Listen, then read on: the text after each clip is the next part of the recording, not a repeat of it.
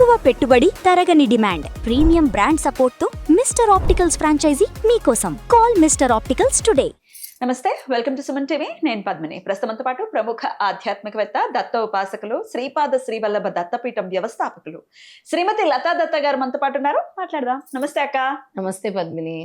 అక్క, ముందుగా మీకు తొలి ఏకాదశి శుభాకాంక్షలు అక్క. నీకు కూడా పద్మిని, మన దత్త భక్తులందరికీ కూడా తొలి ఏకాదశి శుభాకాంక్షలు. ఈ ఏకాదశి కోసం ఖచ్చితంగా వెయిట్ చేస్తుంటారు, ఎప్పుడెప్పుడు వస్తుందని. అటు ముక్కోటి ఏకాదశి, ఈ ఏకాదశి చాలా ఫెమిలియర్, చాలా చాలా పవర్ఫుల్ ఏకాదశి కూడా. డెఫినెట్లీ. స్వామి యోగ నిద్రలోకి వెళ్ళేటటువంటి ఈ పరమ పవిత్రమైనటువంటి రోజుని మన వాళ్ళందరూ ఎలా వినియోగించుకోవాలి? ఖచ్చితంగా గుళ్ళకి వెళ్ళటం అనేది ఖచ్చితంగా చేస్తారు, స్వామి దర్శనం చేసుకుంటారు. మరి ఎట్లా? అలాగే దత్తాత్రేయ స్వామిని కూడా ఎలా పూజించుకోవచ్చు ఆ రోజున? ప్రత్యేకమైనటువంటి రోజు కాబట్టి పూజించుకుంటే వచ్చేటటువంటి ఫలితం ఏమిటి? ఇవన్నీ ఒక్కసారి మీ ద్వారా అక్క. తప్పకుండా పద్మిని. ఆ రోజు చాలా పరమ పవిత్రమైన రోజు. దత్తారాధనకు కానీ విష్ణుమూర్తి ఆరాధనకు కూడా. ఎందుకు అంటే హరిశయన ఏకాదశి.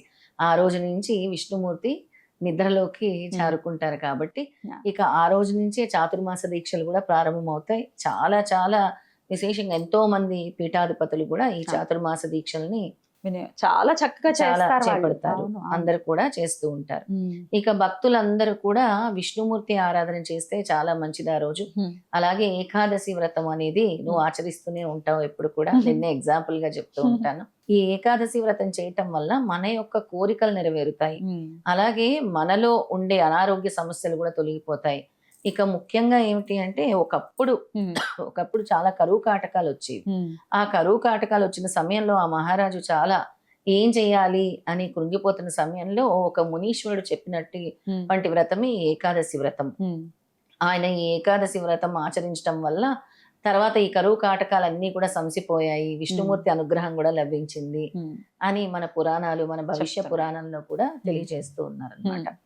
ఇక ఈ రోజుని చక్కగా విష్ణుమూర్తి ధ్యానంతోని, అలాగే దత్తాత్రేయ స్వామి స్తోత్ర పారాయణం లేదా గురుచరిత్ర పారాయణము, గురుచరిత్రలోని కొన్ని అధ్యాయాలు లేదా దత్తాత్రేయ స్వామికి సంబంధించిన ఎటువంటి స్తోత్రాలైనా, ఆయన నామజపమైనా, ఒకవేళ గురువు దగ్గర మంత్రం తీసుకొని ఉంటే ఆ మంత్ర సాధన చేసినా కూడా విశేషమైన ఫలితాలు వస్తాయి. ఇక ఆ రోజు తులసి మాల గనక సమర్పిస్తే చాలా మంచిది. అలాగే మనకి తులసి పుల్లలు ఉంటాయి. ఎప్పుడైనా తులసి చెట్టు ఎండిపోయినప్పుడు దాన్ని పారేయకుండా ఆ పుల్లలంతా కలెక్ట్ చేసి దాన్ని మనము ధూపంగా కూడా వేసుకోవచ్చు. చాలా మంచిది అది వెలిగించి. ఆ తులసి ధూపం అనేది చాలా మంచిది. అదే మేము పీఠంలో స్వామికి వేస్తూ ఉంటాం. అలాగే మన ఇంట్లో కూడా వేసుకున్నా కూడా చాలా మంచిది. అందులో ఆ పుల్లలు వెలిగించి అందులో మన సాంబ్రాణి ధూపం పొడి ఉంటుంది, అది వేసుకున్నా చాలా మంచిది అన్నమాట. అలా ధూపం వేస్తే చాలా మన ఇంట్లో ఉండే నెగిటివిటీ అవి కూడా తొలగిపోతాయి. రైట్.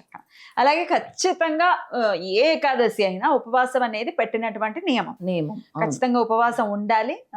ఉండి మరి ఎప్పుడు పారణ చెయ్యాలి, మరుసటి రోజు ఎప్పుడు భోజనం చెయ్యాలి అని అడుగుతారు. ఖచ్చితంగా ఎప్పుడు సమయం మర్నాడు 8:29 వరకు లోపలే దాన్ని పూర్తి చేయాలి. పారైన సమయం ఉంటుంది అనమాట. రైట్. మరి ఏమేమి చదువుకోవచ్చు చెప్పండి? దత్తాత్రేయ స్వామికి సంబంధించి అందరికి వచ్చినటువంటి సిద్ధమంగళ స్తోత్రం ఎప్పుడు మనకి విజయాన్ని ఇస్తుంది. అలాగే విష్ణు సహస్రనామంలోని ప్రతి స్తోత్రానికి కూడా ఉంది. ఒకసారి దాన్ని చెప్తాను, చెప్పండి అక్క. ఆ రోజు విష్ణు సహస్రనామంలోని 14వ శ్లోకం చదువుకుంటే చాలా మంచిది పద్మిని. ఎలాగైనా నువ్వు ప్రతి ఏకాదశికి కూడా విష్ణు సహస్రనామం మొత్తం రోజు చదువుతానక్క. డైలీ కదా? డైలీ చదువుతాను.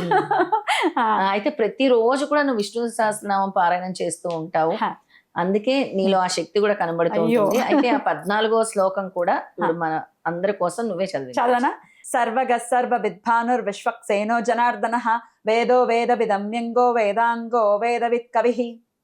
ఈ 14వ శ్లోకం చదువుకుంటే చాలా మంచిది. ఆ రోజు దాన్ని ఒక్కదాన్ని, ఆ శ్లోకాన్ని ఒక్కదాన్ని కూడా పారాయణం చేసుకోవచ్చు. ఒక 9 సార్లు అయినా చేసుకోవచ్చు, 21 సార్లు అయినా చేసుకోవచ్చు. ఒకవేళ విష్ణు సహస్రనామం మొత్తం చదువుకోలేకపోతే, లేదంటే ఓం నమో భగవతే వాసుదేవాయ అని కూడా చదువుకోవచ్చు, ఓం నమో నారాయణాయ అని కూడా చదువుకోవచ్చు. అద్భుతం అక్క, చాలా చక్కగా తెలియజేశారు. ఖచ్చితంగా ఈ తొలి ఏకాదశిని ఎటువంటి పరిస్థితుల్లో వదులుకోకుండా. విష్ణు సహస్రనామం చదవలేకపోతున్నా అంటే సిద్ధమంగళ స్తోత్రం చక్కగా సరళంగా ఉంటుంది. సిద్ధమంగళ స్తోత్రం కూడా అందరికి దత్తభక్తులందరికీ సిద్ధమంగళ స్తోత్రం తెలుసు, అదైనా చదువుకోవచ్చు. చక్కగా చదువుకోవచ్చు. చాలా చక్కగా వివరించారక్క. ప్రతి ఒక్కరూ కూడా ఈ తొలి ఏకాదశిని ఎలాగో మీరు వదిలిపెట్టరు, ఇంట్లో ఈ చిన్న చిన్నవి కూడా చేసుకుని ఆ స్వామి అనుగ్రహాన్ని పరిపూర్ణంగా పొందాలని మనస్ఫూర్తిగా కోరుకుంటూ కృతజ్ఞతలక్క.